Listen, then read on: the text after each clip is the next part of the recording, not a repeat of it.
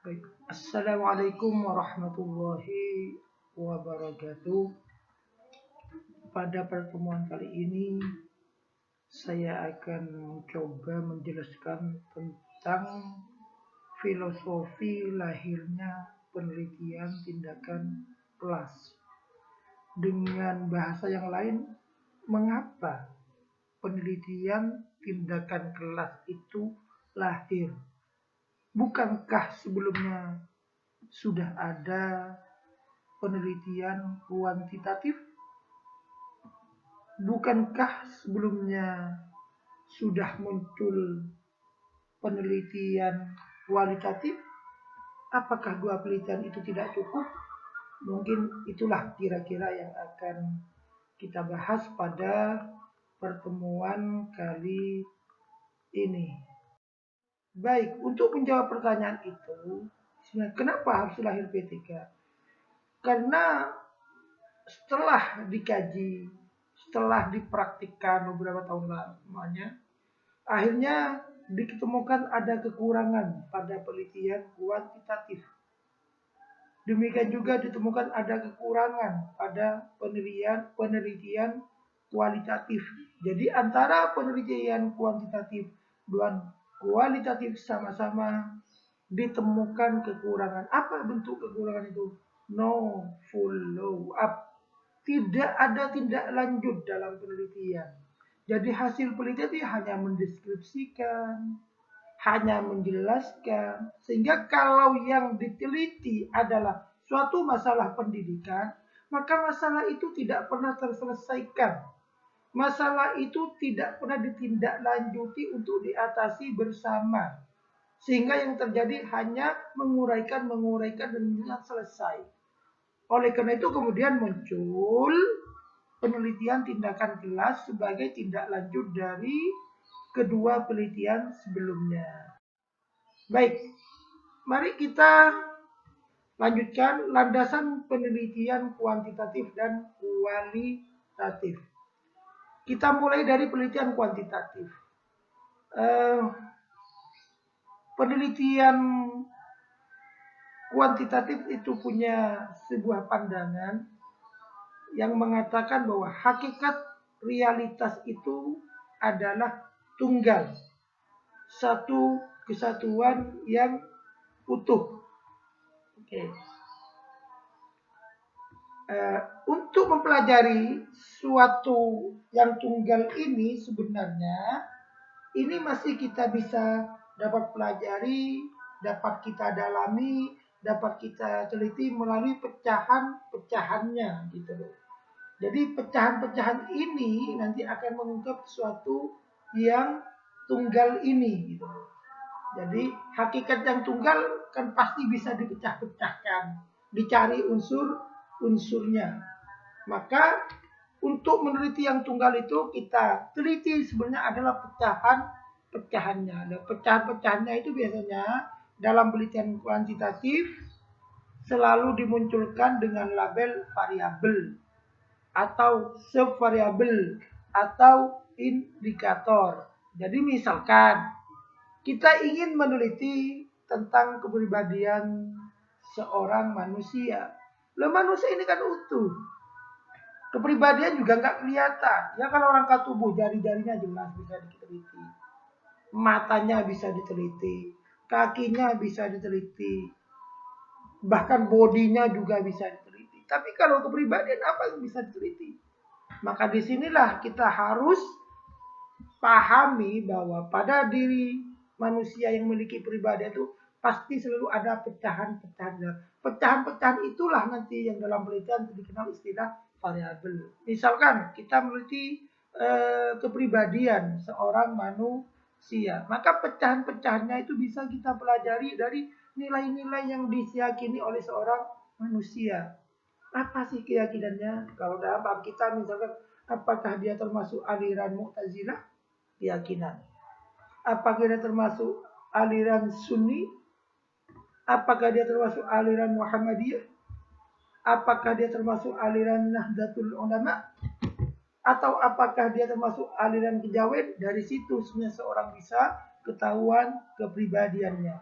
Setelah itu pengetahuannya bisa kita teliti. Kenapa misalkan seorang teroris itu bisa punya paham-paham seperti itu? Maka itu bisa diketahui dari pengetahuannya. Di mana dia menempa ilmu pengetahuan, di mana dia mencoba menimba ilmu, siapa guru beliau, apa yang diajarkannya.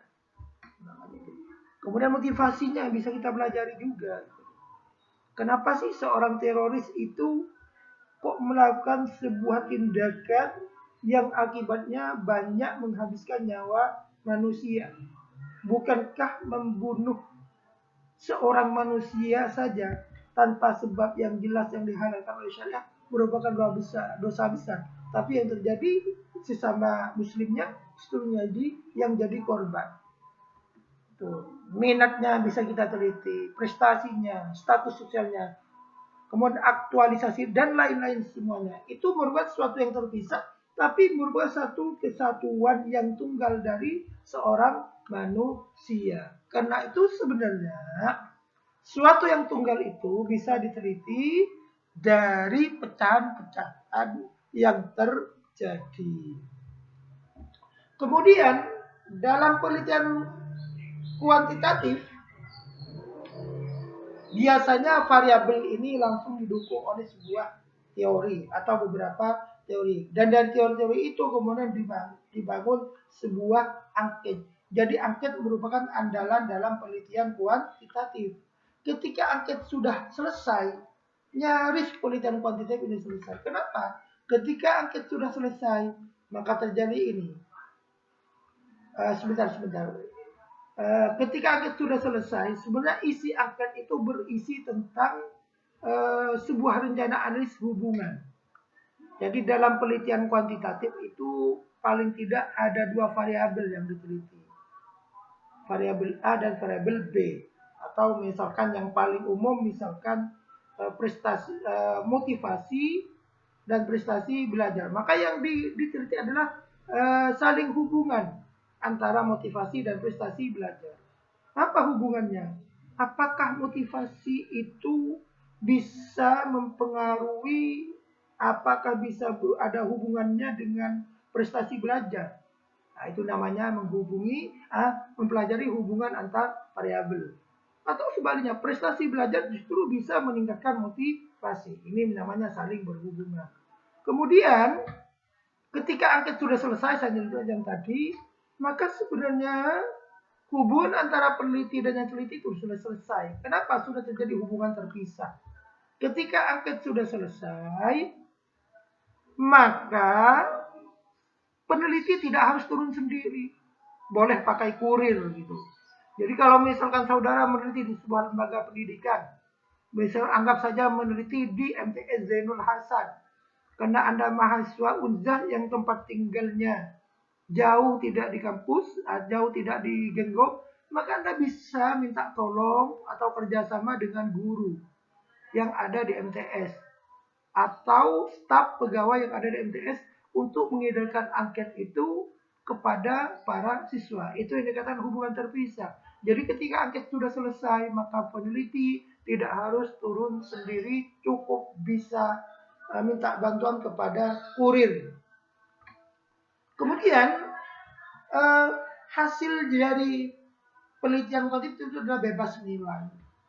Jadi seorang penelitian kuantitatif itu tidak terbebani oleh kepentingan-kepentingan tertentu.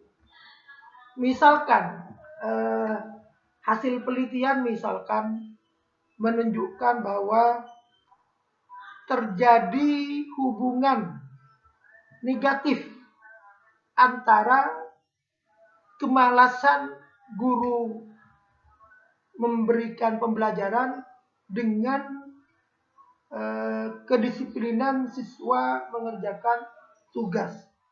Itu sebenarnya kan buruk. Jadi sebuah lembaga nanti akan memperoleh sebuah hasil, gurunya ternyata malas dan akhirnya siswanya tidak disiplin. Itu namanya ditemukan hasil yang sebenarnya negatif yang merugikan kepada sebuah lembaga yang sedang kita teliti. Tapi nggak boleh itu misalkan, oh ini kok merugikan, kemudian kita mundur. Jangan.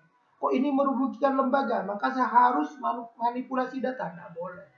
Ini yang dikatakan bebas nilai. Jadi kita terlepas dari kepentingan-kepentingan dari suatu lembaga ataupun kepentingan personal. Itulah penelitian kuantitatif. Ciri-cirinya semacam itu kira-kira, landasan filosofinya semacam itu. Gimana dengan penelitian kualitatif? Penelitian kualitatif itu hakikat realitas adalah jamak. Sebuah realitas itu jamak, sesuatu yang utuh, sesuatu yang integral. Realitas yang jamak ini terkonstruksi, tersusun secara holistik, menyeluruh. Oleh karena itu, kalau misalkan ada seorang peneliti ingin memahami sebuah realitas, maka tidak bisa hanya mengandalkan pecahan-pecahannya seperti penelitian kuantitatif. Karena kalau seperti itu akan diperoleh pemahaman yang terpecah-pecah. Nah, itulah kira-kira. Jadi ini kebalikan dari pemikiran yang ada dalam penelitian kuantitatif. Jadi bertolak belakang dengan kuantitatif. Lalu bagaimana cara melakukan penelitian? Maka di sini ketika kita hendak meneliti juga pahami bahwa realitas itu tidak lepas dari konteks di mana seorang itu melakukan sebuah penelitian, bahwa peristiwa itu tidak akan lepas dari kondisi konteks yang melatar belakanginya. Jadi misalkan ketika besok aja belum terjadi ini, PTS akan dimulai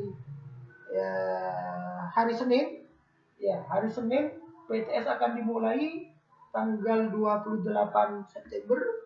Tapi kan ini metode online di mana siswa akan melakukan penilaian tengah semester di rumah. Bisa jadi ini konteksnya, penelitiannya tidak akan sama dengan PTS, penelitian UTS kalau tingkat kampus itu, penilaian tengah semester ketika dilaksanakan di sekolah. Karena di sekolah diawasi gurunya, tapi kalau di rumah malah diawasi oleh orang tuanya yang secara otomatis ada peluang, ada ruang untuk membantu anaknya dalam menjawab hasil ujian.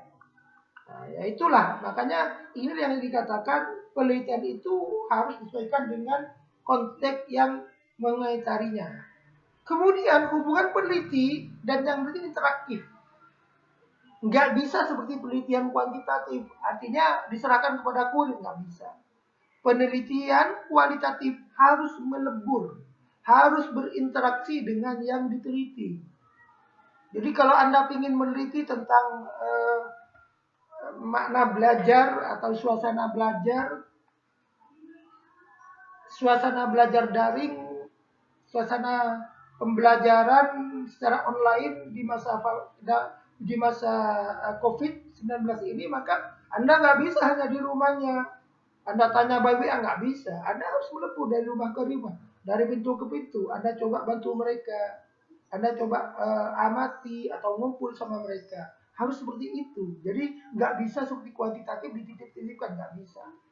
Kemudian pengetahuan tidak bebas nilai. Siapapun orang yang meneliti itu pasti sudah ada background di belakangnya. Ada keyakinan di belakangnya, ada kepribadian, ada cara pandang di belakang seorang. Karena seorang itu besar dipengaruhi oleh lingkungan pendidikan di mana dia menempa pendidikan. Maka pengetahuan yang menjadi historis, pengalaman dirinya tentu akan mempengaruhi temuan-temuan dan cara memberikan makna terhadap peristiwa yang terjadi. Sekali lagi ini kebalikan dari kuantitatif yang mengatakan bebas nilai. Kemudian penelitian kualitatif padanya menemukan makna di balik fenomena. Jadi apa sebenarnya yang terjadi di balik fenomena? Kalau contoh konkret, orang sering mengatakan kalau menangis itu susah, belum tentu. Karena bisa jadi fenomenanya fenomena sebuah kegembiraan. Misalkan kita juga inilah contoh yang konkret, misalkan kita sering menganggap bahwa seorang pelacur itu adalah seorang yang terhina, jelek dan macam-macam. Padahal kita nggak pernah tahu ada apa di balik itu sebenarnya. Seringkali kita langsung menjustis kalau itu adalah sampah masyarakat. Padahal hasil penelitian Pak Nursam, Profesor Dr. Nursam, mantan rektor IAIN Surabaya, itu menemukan bahwa rata-rata pelacur itu merupakan korban. Jadi korban ya. Berawal dari sebuah korban, misalkan dia pertama diperlakukan secara tidak senonoh, misalkan diperkosa. Ketika diperkosa, dia kehilangan kepercayaan dirinya, kemudian didekati oleh seorang dirayu, ayo ikut saya kerja ke kota. Begitu nyampai ke kota, kemudian dia dikasih minuman yang bikin dia lupa dan akhirnya harus melayani seorang tamu yang tak pernah dikenalnya, bahkan tanpa disadarinya dia harus melayani. Maka status semacam itu sebenarnya adalah dia korban. Jadi itulah makna. Jadi pelacur itu sebenarnya bisa dimaknai korban dari kekejaman lingkungan, korban kekejaman dari orang-orang yang tidak bertanggung jawab. Nah, itulah kira-kira penelitian kualitatif semacam itu. Coba dalam konteks PTK, apa yang terjadi? Apakah itu penelitian kuantitatif? Apakah itu penelitian kualitatif? Pada akhirnya sama. Tidak ada tindak lanjutnya. Dia hanya mendeskripsikan, menggambarkan. Dia hanya menjelaskan. Ketika masalah itu sudah ditemukan, maka penelitian kuantitatif, penelitian kualitatif tidak mengambil tindak lanjut untuk mengatasi masalah tersebut. Inilah kemudian yang melatar belakangi kritik dari sebuah aliran filsafat kritikalisme yang menghendaki follow up itu. Jadi merupakan antitesa dari keduanya ini atau sintesa dari keduanya ini. Jadi penelitian itu ketika menemukan masalah langsung mengatasi masalah gitu. Nah, landasan penelitiannya juga agak beda sedikit. Pertama, hakikat realitas atau masalah itu melekat pada ruang dan waktu. Jadi kalau penelitian kualitatif sesuai dengan konteks ini mirip-mirip karena memang penelitian tindakan kelas ini sebenarnya merupakan lebih dekat kepada penelitian kualitatif. Jadi kalau kita melihat masalah terjadi di kelas, jangan di background dengan persoalan di ruang kelas.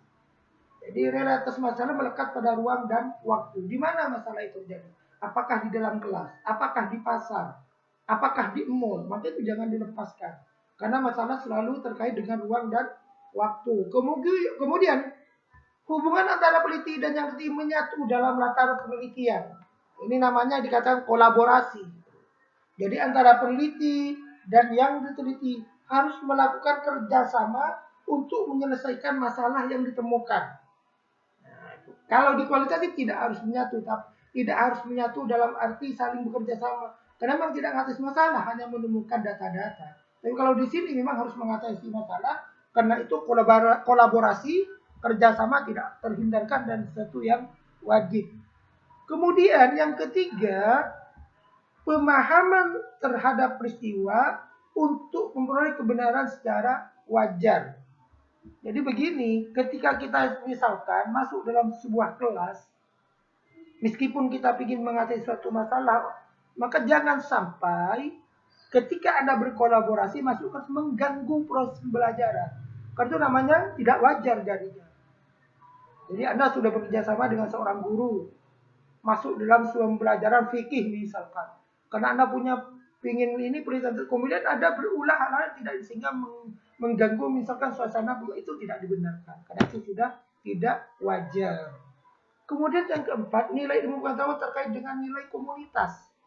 Jadi kalau kuantitatif tadi bebas nilai, kalau kualitatif tidak bebas nilai. Kalau ini sedikit berbeda, nilai ilmu pengetahuan terkait dengan nilai komunitas. Artinya apa? Kalau Anda melakukan penelitian di MTS Zainul Hasan, penelitian tindakan kelas, dan ditemukan sebuah temuan untuk menyelesaikan masalah, maka paling tidak itu menjadi sebuah teori yang ketika diterapkan akan bermanfaat kepada komunitas yang ada di dalamnya.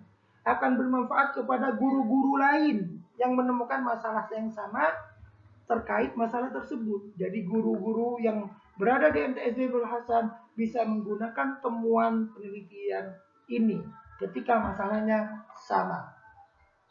Kemudian tujuan penelitian untuk memecahkan masalah atau mengubah keadaan. Inilah yang dikatakan sintesa dari dua penelitian sebelumnya. Jadi intinya memecahkan masalah. Karena itu kapan sih penelitian itu bisa diakhiri? Ketika masalah sudah selesai. Ketika data-data sudah jenuh. Ketika masalah yang dijadikan fokus penelitian sudah terpecahkan, maka Anda sudah perlu mengakhiri penelitian itu. Kemudian ciri yang terakhir dilaksanakan secara bersiklus dan refleksi terus-menerus. Jadi berulang-ulang bersiklus, memutar-mutar. Jadi pada misalnya pertemuan pertama belum selesai, maka kita harus mencari lagi masalahnya. Apa sih masalahnya? Kok belum juga selesai? Terus ke yang kedua. Refleksi lagi. Refleksi itu analisis kembali. Temukan masalah, carikan solusi lagi. Nggak selalu terus yang ketiga, seterusnya. Seperti itu kira-kira gambaran landasan penelitian tindakan kelas yang juga kita sudah kupas, landasan penelitian kuantitatif dan kualitatif. Mohon para mahasiswa bisa mengkritisi paparan materi ini dan hal-hal yang memunculkan pertanyaan atau persoalan bisa didiskusikan melalui Google Meeting yang akan kita laksanakan beberapa menit kemudian. Terima kasih. Mohon maaf kalau ada salah dan khilaf. Wallahul muwaffiq ila aqwamit thoriq.